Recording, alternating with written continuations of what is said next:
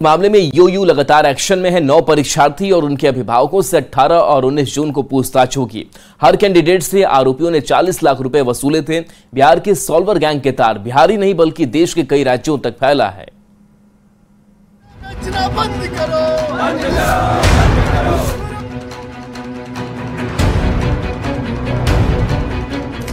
नौकरी की होने वाली कोई भी परीक्षा हो, पेपर लीक हो जाना जैसे तय मानिए। परीक्षा शुरू होते ही प्रश्न पत्र वायरल होने लगता है, चाहे वो नीट परीक्षा हो, बिहार पुलिस भर्ती परीक्षा हो या फिर बिहार शिक्षक भर्ती परीक्षा। बिहार के सॉल्वर गैंग सक्रिय हो जाते हैं। सॉल्वर गैंग बिहार में ही नहीं बल्कि बिहार के बाहर भी कई राज्यों में अपना जाल फैलाए हुए हैं और पेपर लीक की घटना को अंजाम देते हैं। नीट 2024 पेपर लीक के तार भी बिहार से जुड़ रहे हैं। नीट पेपर लीक कांड की जांच कर रहे आर्थिक अपराध इकाई की कार्रवाई जारी है।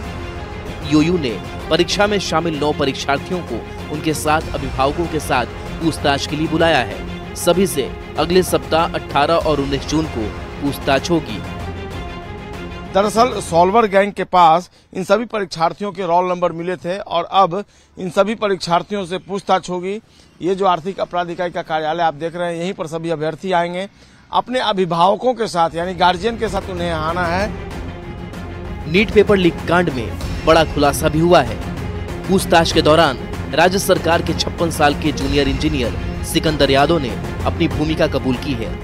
खास बात यह है कि इसमें 40 लाख रुपए में सौदा हुआ था, जिसमें से सिकंदर यादव को हर कैंडिडेट से 8 लाख रुपए मिलने थे।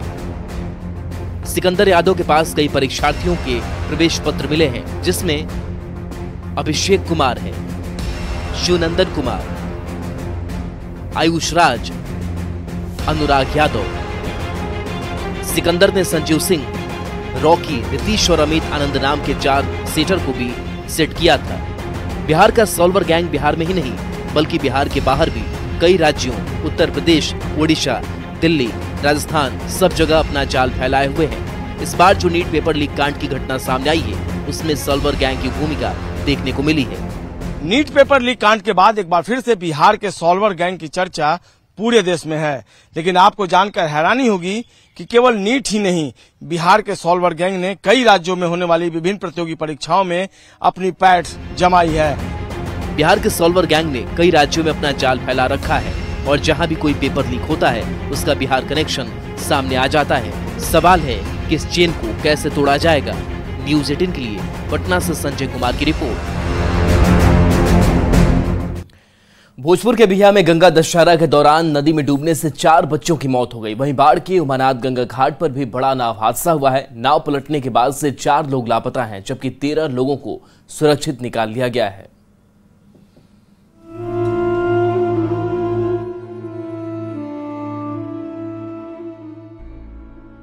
एक बार फिर त्योहार की खुशियां मातम में बदल गई। मौका गंगा दशहरा का था। सुबह से ही नदी के घाटों पर लोगों की भीड़ जुट रही थी, लेकिन लापरवाही ने 4 बच्चों की जान ले ली। घटना भोजपुर के बिहिया की है। शिवपुर घाट पर बन रहे ब्रिज के पास दीपू यादव, सोनू यादव, निशु शर्मा और रामजी गोंड सेल्फी ले रहे थे, लेकिन सेल्फी लेने के दौरान चारों बच्चे नदी में गिर पड़े। लोगों ने बचाने की बहुत कोशिश की, लेकिन निराशा हाथ लगी। गंगा में डूबे ये चारों बच्चे बिहिया थाना क्षेत्र के खरौनी गांव के रहने वाले थे।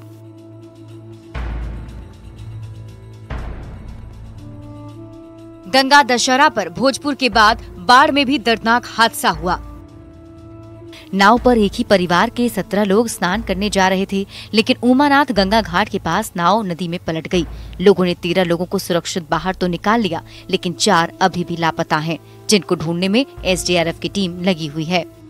एक ही फैमिली के 17 लोग जो है वो नाव पे थे और नाव पलटी थी। तो अभी जो है 4 लोग जो है वो मिसिंग है और बाकी 13 लोग जो है।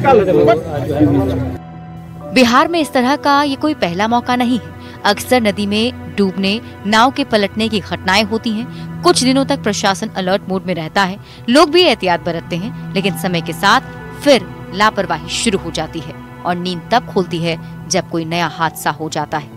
काश कि ऐसी लापरवाही कभी ना हो।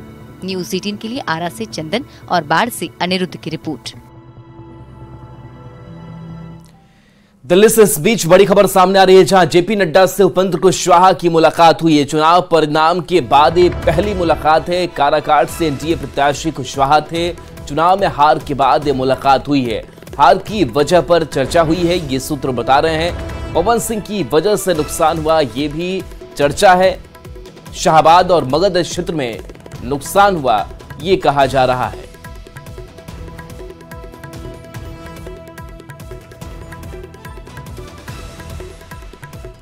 लोकसभा चुनाव के बाद एक बार फिर ईवीएम का मुद्दा उठा है। कांग्रेस सांसद राहुल गांधी ने ईवीएम को लेकर सोशल मीडिया प्लेटफॉर्म एक्स पर बिजनेसमैन एलन मस्क के पोस्ट को टैग किया है। इस पोस्ट में राहुल गांधी ने लिखा है, भारत में ईवीएम एक ब्लैक बॉक्स है, किसी को भी उनकी जांच करने की अनुमति नहीं है।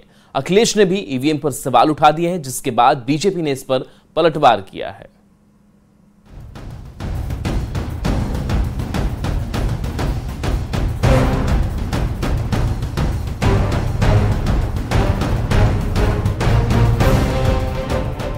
अमेरिका में ईवीएम के खिलाफ इलॉन मस्क के ट्वीट पर नया सियासी घमासान शुरू हो गया है। इलॉन मस्क के ट्वीट के बाद कांग्रेस नेता राहुल गांधी ने ईवीएम पर एक बार फिर से सवाल खड़े किए हैं।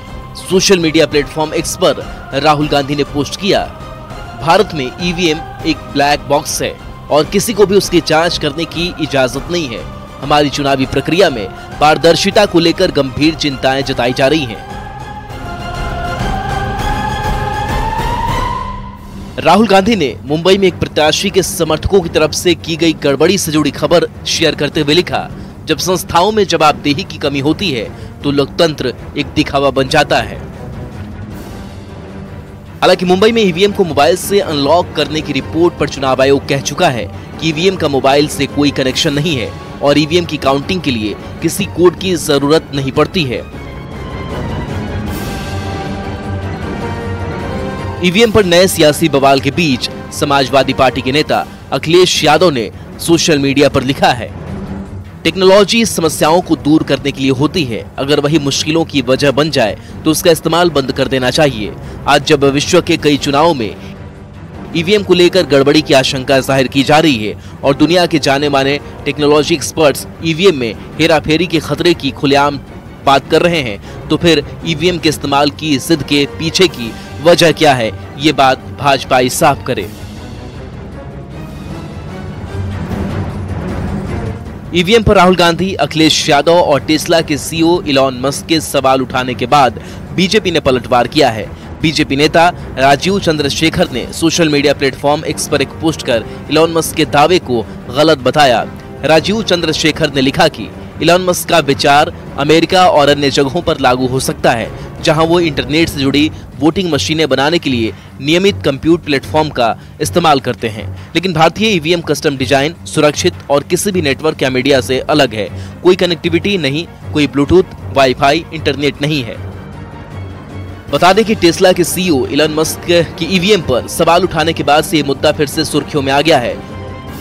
मस्क ने दावा किया था कि ईवीएम को हैक किया जा सकता है, इसे अमेरिकी चुनावों से हटा दिया जाना चाहिए। हालांकि मस्क ने अपने दावों के समर्थन में कोई सबूत नहीं दिया है। मस्क ने ये बात अमेरिका के राष्ट्रपति पद के उम्मीदवार रॉबर्ट एफ कैनेडी जूनियर की एक पोस्ट को रिपोस्ट करके कही। अमेरिका में नवंबर में राष्ट्रपति चुनाव होने हैं।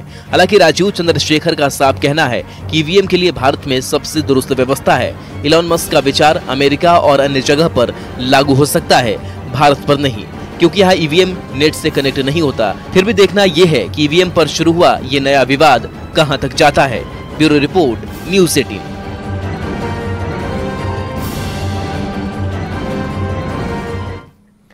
लखीसराय पहुंचे डिप्टी सीएम विजय कुमार सिन्हा ने बिहार में लॉ एंड ऑर्डर को लेकर बड़ा बयान दिया। डिप्टी सीएम ने अपराधियों को सुधरने की चेतावनी देते हुए कहा कि अपराधी सुधर जाए, नहीं तो उनको परलोक भेज दिया जाएगा। साथ ही सीएम नीतीश के बिहार में दोबारा कानून राज स्थापित करने के संकल्प को भी दोहराया। या तो अपराधी सुधरेगा या परलोक सिधारेगा, दोनों व्यवस्था बनेगी।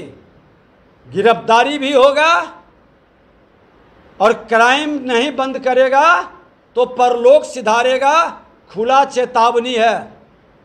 बिहार में लॉ एंड ऑर्डर की राज कायम होगा।